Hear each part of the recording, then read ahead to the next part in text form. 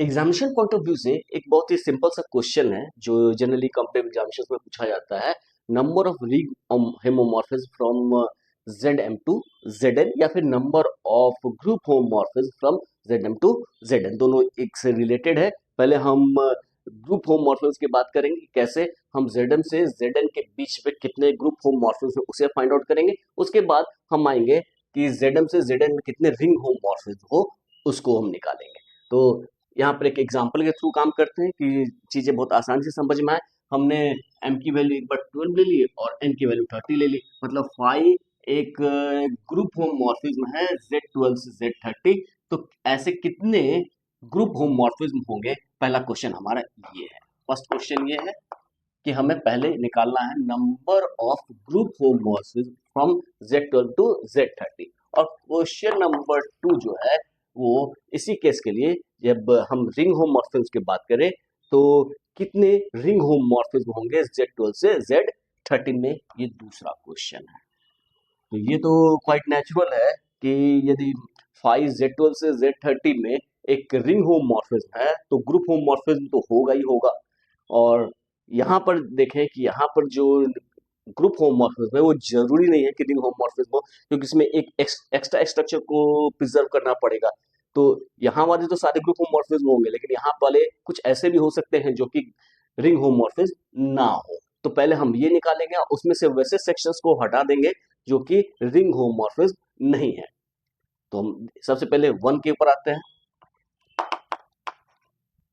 Z12 से Z30 की बात कर रहे हैं ग्रुप होमोमॉर्फिज्म के। तो ग्रुप होमोमॉर्फिज्म में हमने देखा ये Z12 और Z30 की बात कर रहे हैं। तो Z12 जो है वो साइक्लिक ग्रुप है, ये भी एक साइक्लिक ग्रुप है। साइक्लिक ग्रुप है तो साइक्लिक ग्रुप में यदि फाइव एक्स की बात करें तो एक्स जो है वो जनरेट हो जाएगा 1 से। तो इसको हम लिख सकते हैं x इंटू 1, और ये क्या हो जाएगा, इसको हम लिख सकते हैं फाइव ऑफ 1 प्लस 1 कितने टाइम्स, x टाइम्स। और ये हो जाएगा 5 1 प्लस 5 1 चूंकि फाइव एक होमोमॉर्फिज्म है तो ऑपरेशन को प्रिजर्व कर रहा है, ये कितने टाइम्स, x टाइम्स। तो ये क्या हो जाएगा x ऑफ 5 1, यानी कि five of x is actually x 5 1, यानी 5x को हमें डिफाइन करना है तो 5 1 को डिफाइन करेंगे, उसी से हमारा काम बन जाएगा। यानी कि 5 ऑफ 1 का जो पॉसिबल इमेजेस है उसी से 5 हमारे आसानी से निकल जाएगा। तो हमें सिर्फ और सिर्फ 5 1 के इमेज की बात करनी है। तो 5 एक मैपिंग है Z12 से Z30 में, और यदि 5 1 को Z30 के किस एलिमेंट पे लेके जा रहा है उसके बेसिस पे हमारे उतने तरह के हमारे होमोमॉर्फिज्म होंगे। तो हमें सिर्फ और सिर्फ 5 1 के इमेज को देखना है कि 5 1 का इमेज क्या होगा Z30 में। अब ये इसका इमेज होगा उसके लिए कुछ कंडीशंस है। क्या कंडीशंस है, ऑर्डर ऑफ 5G की बात करें, ऑर्डर ऑफ 5G की बात करें और ऑर्डर ऑफ G की बात करें,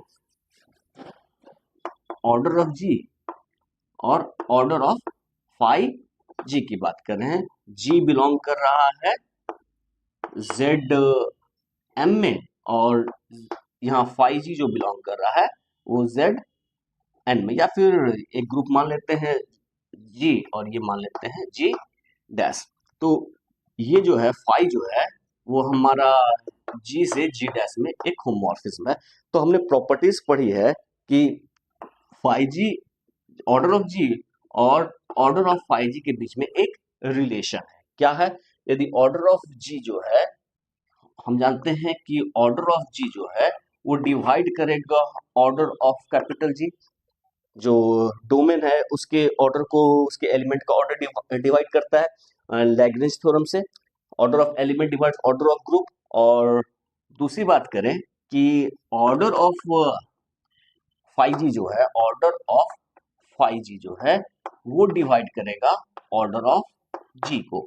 तो ऑर्डर ऑफ 5G जो है वो ऑर्डर ऑफ G को डिवाइड करता है। ये भी थ्योरम हमने प्रॉपर्टीज ऑफ ग्रुप होमोमॉर्फिज्म में ये सेक्शन पढ़ा है। ये रिलेटिव जो भी ग्रुप के ऊपर प्रॉपर्टीज है वो सारे के सारे रिंग के ऊपर आएंगे ही आएंगे, कुछ एडिशनल प्रॉपर्टीज भी आएंगे। तो ये तो डिफाइन होगा कि 5G जो है ऑर्डर ऑफ 5G डिवाइड करता है ऑर्डर ऑफ G को। तो इसका मीनिंग क्या हो गया कि ऑर्डर ऑफ 5G डिवाइड करेगा ऑर्डर ऑफ G को, ऑर्डर ऑफ G डिवाइड करेगा ऑर्डर। तो यहाँ पर ग्रुप क्या है हमारा, साइक्लिक ग्रुप है। तो साइक्लिक ग्रुप है तो 1 इसका जनरेटर है, तो ऑर्डर ऑफ 1 इज n। यहाँ पर 12 है तो ये क्या हो जाएगा, 12 हो जाएगा।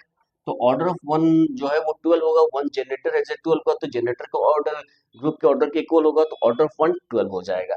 और हम 5 1 की बात करें तो 5 1 का जो ऑर्डर है वो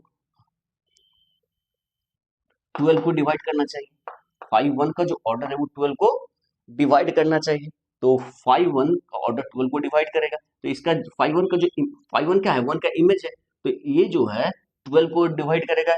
क्यों कि order of 5G divides order of G, यानी कि order of 5 1 divides order of 1, order of 1 is 12। अब नेक्स्ट क्या है कि 5 1 जो है वो तो एलिमेंट Z30 का है।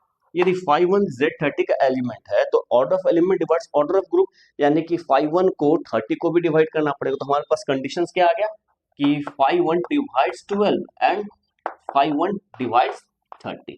तो हमारे पास ये दो कंडीशंस है कि 5 1 का ऑर्डर 12 होगा, 5 1 का ऑर्डर डिवाइड करेगा 12 को, और 5 1 का ऑर्डर 30 को भी डिवाइड करेगा। तो अब हम उन पॉसिबिलिटीज को देखते हैं कि Z30 में कौन कौन से एलिमेंट हैं जो इन दो कंडीशन को सेटिस्फाई करते हैं। देखते हैं। हम जानते हैं कि order of an element is a positive integer. तो ऑर्डर ऑफ एलिमेंट जो है वो कोई पॉजिटिव इंटीजर ही होगा। तो ऐसा नंबर जो 12 को डिवाइड करे और 30 को भी डिवाइड करे, ऐसा पॉजिटिव इंटीजर क्या क्या होगा, तो 1 जो है वो 12 को भी डिवाइड करेगा और 30 को भी डिवाइड करेगा। इसके बाद 2 जो है वो 12 को भी डिवाइड करेगा और 30 को भी डिवाइड करेगा। 3 जो है वो 12 को भी डिवाइड करेगा और 30 को भी डिवाइड करेगा। 4 जो है वो 12 को डिवाइड करेगा लेकिन 30 को डिवाइड नहीं करेगा, तो 4 तो यहाँ पर आएगा नहीं। 5 जो है 30 को डिवाइड करेगा लेकिन 12 को डिवाइड करेगा नहीं, तो 5 भी नहीं आएगा। 6 जो है वो 12 को भी डिवाइड करेगा और 30 को डिवाइड करेगा। फिर 6 के बाद ना ही 7 12 को डिवाइड कर रहा, ना ही 8, ना ही कुछ भी। तो यहाँ इसके बाद डायरेक्ट 12 बचा। 12 जो है वो 12 को डिवाइड करेगा लेकिन 30 को डिवाइड नहीं करेगा। तो जो 5 1 का जो ऑर्डर है वो क्या क्या हो सकता है, 1 हो सकता है, 2 हो सकता है, 3 हो सकता है और 6 हो सकता है। ये हमारे 5 1 के पॉसिबल ऑर्डर्स की बात कर रहे हैं। मतलब 5 1 जिस एलिमेंट पे आएगा, यदि 5 1 जो है सपोज कीजिए x आ रहा है, 5 1 को हम यदि सपोज करते हैं y आ रहा है, y बिलोंग कर रहा है Z30 में, तो y का पॉसिबल ऑर्डर क्या हो सकता है, या तो 1 होगा या 2 होगा या 3 होगा या फिर 6 होगा। अब नेक्स्ट क्वेश्चन अराइज होता है कि कौन कौन से एलिमेंट है जिसका ऑर्डर 1 है, Z30 में कौन कौन से एलिमेंट जिसका ऑर्डर 2 है, और कौन कौन से एलिमेंट जिसका ऑर्डर 3 है, कौन कौन से एलिमेंट जिसका ऑर्डर 6 है। तो हम उसको 5 ऑफ x को y पे ले आए या 5 ऑफ 1 को y पे ले आए, तो वो एक अलग हमारा होमोमॉर्फिज्म हो जाएगा। तो कितने होमोमॉर्फिज्म होंगे, मतलब कितने एलिमेंट 1 ऑर्डर के होंगे, कितने एलिमेंट 2 ऑर्डर के होंगे, कितने एलिमेंट 3 ऑर्डर के होंगे, कितने एलिमेंट 6 ऑर्डर के होंगे। तो हमने एक रिजल्ट पढ़ा हुआ है, number of elements of order D in a cyclic group is 5D. Number of elements of order D in a cyclic group is 5D, जहां D डिवाइड करेगा ऑर्डर ऑफ ग्रुप को। तो यहाँ पर टोटल कितने एलिमेंट होंगे 1 order के, तो क्या लिखेंगे, 1 ऑर्डर के कितने एलिमेंट है, तो सिर्फ आइडेंटिटी एलिमेंट होता है 1 ऑर्डर का। तो 5 ऑफ D की बात करें, यदि हम इसको D माने तो 5 ऑफ D की बात करें तो 1 में कितना है, 1 होगा, 2 का कितना होगा, 1 होगा, 3 का कितना होगा, 2 होगा, और 6 का कितना होगा, 5 ऑफ 6 इज ऑल्सो 2। तो हमारे पास टोटल जो ग्रुप होमोमॉर्फिज्म क्या है, 2 + 2 + 2, टोटल कितने हो गए 6। तो number of group homomorphism from Z12 to Z30 is 6। यहां हमारे पास आ गया। अब हम आते हैं नंबर ऑफ रिंग होमोमॉर्फिज्म। तो नंबर ऑफ रिंग होमोमॉर्फिज्म कुछ एक्स्ट्रा प्रॉपर्टी जो सेटिस्फाई करेगा। यहाँ पर सिर्फ एडिशन को ही नहीं, मल्टीप्लिकेशन को भी प्रिजर्व करना पड़ेगा एज एन ऑपरेशन। यानी कि हम आते हैं नंबर ऑफ रिंग होमोमॉर्फिज्म को देखने के लिए कि total number of ring homomorphism कितने होंगे। तो यहाँ पर ग्रुप होमोमॉर्फिज्म में हमने देखा क्या क्या पॉसिबिलिटीज हैं। तो 1 ऑर्डर के एलिमेंट कितने हैं, 1 है, टू ऑर्डर के एलिमेंट कितने हैं, 1 है, 3 ऑर्डर के एलिमेंट कितने हैं, 2 हैं, 6 ऑर्डर के एलिमेंट 2 हैं। तो ये सारी प्रॉपर्टीज एडिशन रिस्पेक्ट में यहाँ भी होल्ड करेगी यहाँ पर, लेकिन एक एक्स्ट्रा प्रॉपर्टी सेटिस्फाई करना पड़ेगा। वो क्या सेटिस्फाई करना पड़ेगा, वो कहता है कि phi of 1 into 1 is equal to phi of 1, phi of 1 into 1 is equal to phi of 1, ये भी सेटिस्फाई करना पड़ेगा कि मल्टीप्लीकेशन के रिस्पेक्ट में भी ये 1 into 1 1 होता है, तो phi of 1 1 is equal to phi of 1 होना चाहिए, और ये क्या हो जाएगा, phi of 1 into phi of 1 is equal to phi of 1, यानी कि इफ फाई ऑफ 1 यदि a है, फाई ऑफ 1 यानी 1 का इमेज यदि a है, यानी कि a into a बराबर a आना चाहिए, that is a square is equal to a in Z30 आना चाहिए। यानी कि यदि हम फाई 1 का को a पे लेके जा रहे हैं तो ये a इस एडिशनल प्रॉपर्टीज को सेटिस्फाई करे। तो हमारे पास फाई a को हम किस किस एलिमेंट पे लेके जा रहे थे, तो 1 ऑर्डर के एलिमेंट की बात कर रहे हैं, तो आइडेंटिटी एलिमेंट एडिशन के रिस्पेक्ट में यहाँ पर जो था वो क्या था, 0 था। इसके बाद आइडेंटिटी एलिमेंट 0 था, उसके बाद तो 1 ऑर्डर का सिर्फ एक ही एलिमेंट है 0। फिर 2 ऑर्डर का कौन सा एलिमेंट है, तो 2 ऑर्डर का एक ही एलिमेंट है, वो है 15। फिर 3 ऑर्डर का कौन कौन सा एलिमेंट है, तो 10 एंड 20, 10 एंड 20 ये दोनों एक दूसरे का इन्वर्स है, ये दोनों 3 ऑर्डर का एलिमेंट है Z30 में। इसके बाद 6 ऑर्डर के कौन कौन से एलिमेंट है, तो हम देख रहे हैं 5 और 25, ये दो एलिमेंट्स हैं। तो हमारे पास जो फाई 1 की वैल्यू है, वो फाई 1 की वैल्यू इन्हीं में से कुछ कुछ हो सकती है।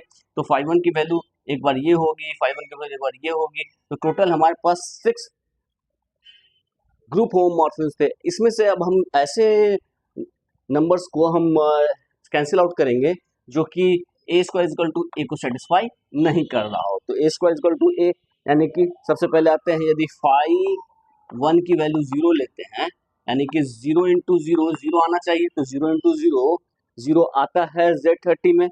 उसके बाद 15 इंटू 15 क्या आता है, 15 15 ज़ा 225, उसको यदि हम 30 से डिवाइड करेंगे तो रिमाइंडर वापस 15 आएगा, यानी कि 15 स्क्वायर इज अगेन 15। उसके बाद जो है हम आते हैं 10, तो 10 का स्क्वायर क्या होगा, 10 का स्क्वायर होगा 10 इंटू 10 इज इक्वल टू 100, 100 को जब हम 30 से डिवाइड करेंगे तो रिमाइंडर 10 आएगा, यानी कि 10 स्क्वायर इज अगेन 10, ये भी ट्रू है, यानी कि ये भी सही है, ये भी सही है, ये भी सही है। अब 20 को हम देखते हैं, 20 स्क्वायर क्या होगा, 20 इंटू 20 400, तो 400 को जब हम 30 से डिवाइड करेंगे तो हमारे पास जो रिमाइंडर आएगा वो क्या आ जाएगा,